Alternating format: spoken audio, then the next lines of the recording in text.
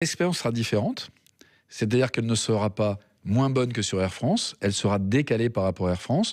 Par exemple, nos personnels navigants commerciaux ne sont pas vêtus comme nos personnels d'Air France. Vous croyez franchement qu'on choisit son billet d'avion en fonction du costume des stewards et des hôtesses? Je crois que nos passagers sont à la recherche d'expérience. Et cette cible est un peu différente de celle que nous servons habituellement. Aujourd'hui, 30% des passagers du transport aérien sont dans cette cible millennials. Pour Air France, c'est 22%. Donc il y a un formidable potentiel de marché. Pour autant, les avions de Joon, il y aura de la classe affaires, de la premium, de la classe économique, et nous servirons l'ensemble de nos passagers avec des expériences un peu différentes. Ces dernières années, le paysage a énormément changé. Il y a Ryanair, EasyJet, beaucoup de compagnies low cost. Pourquoi avez-vous attendu pour créer cette nouvelle compagnie? Si elle est si importante pour vous? D'abord, Joon, ce n'est pas une compagnie low cost.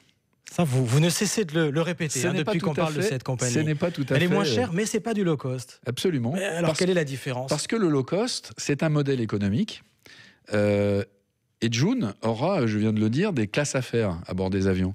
Parce que Joon est destiné à alimenter la plateforme de correspondance de Charles de Gaulle, d'offrir une expérience de voyage un peu différente, de s'adosser à la compagnie Air France, dont un des objectifs est de relier tous les points du globe à tous les points du globe, pas toute seule, bien entendu, en s'appuyant sur ses partenariats Delta et China Southern. Et que va devenir Transavia, alors compagnie de votre groupe, qu'on connaît bien, qui a 10 ans maintenant?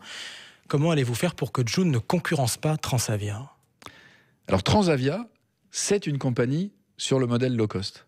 C'est une compagnie orientée vers le loisir. Et d'ailleurs, quand on regarde les passagers, les clients qui empruntent Transavia, eh bien la semaine d'avant, ils avaient souvent emprunté Air France pour motifs professionnels ou pour motifs personnels sur le long courrier.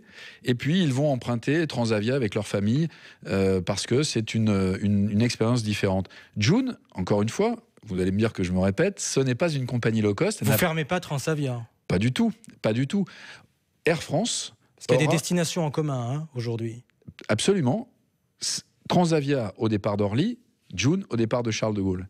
Et donc, Air France, un portefeuille de marques qui se complète. Air France, relier tous les points du globe à tous les points du globe avec une plateforme de correspondance extrêmement efficace. Transavia, qui est la compagnie loisir. Hop Air France, qui dessert le territoire national de manière simple et fréquente. Et puis Joon, maintenant, qui introduit de l'innovation, qui deviendra notre plateforme de test où nous pourrons tester de nouvelles choses